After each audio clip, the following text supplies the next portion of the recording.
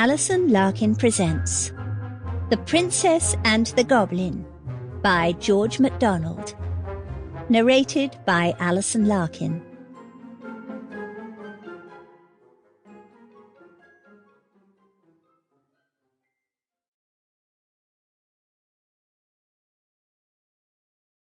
Chapter 1.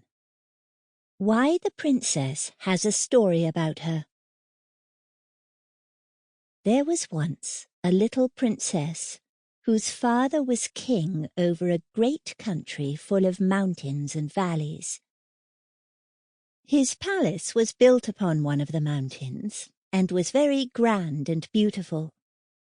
The princess, whose name was Irene, was born there, but she was sent soon after her birth, because her mother was not very strong, to be brought up by country people in a large house, half castle, half farmhouse, on the side of another mountain, about halfway between its base and its peak.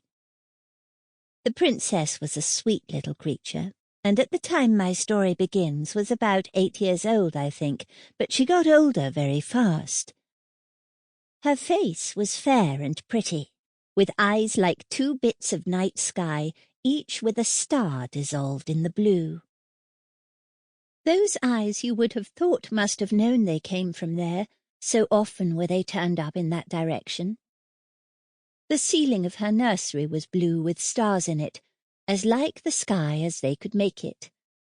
But I doubt if ever she saw the real sky with the stars in it, for a reason which I had better mention at once.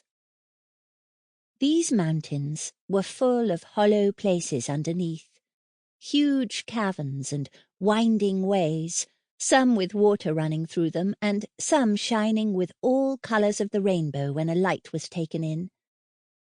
There would not have been much known about them had there not been mines there, great deep pits, with long galleries and passages running off from them, which had been dug to get at the ore of which the mountains were full.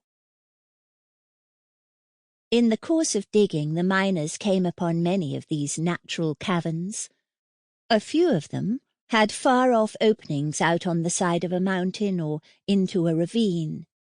Now, in these subterranean caverns lived a strange race of beings called by some gnomes, by some kobolds, by some goblins. There was a legend current in the country that at one time they lived above ground and were very like other people. But for some reason or other, concerning which there were different legendary theories, the king had laid what they thought too severe taxes upon them, or had required observances of them they did not like, or had begun to treat them with more severity in some way or other, and impose stricter laws. And the consequence was that they had all disappeared from the face of the country. According to the legend, however, instead of going to some other country, they had all taken refuge in the subterranean caverns, whence they never came out but at night, and then seldom showed themselves in any numbers, and never to many people at once.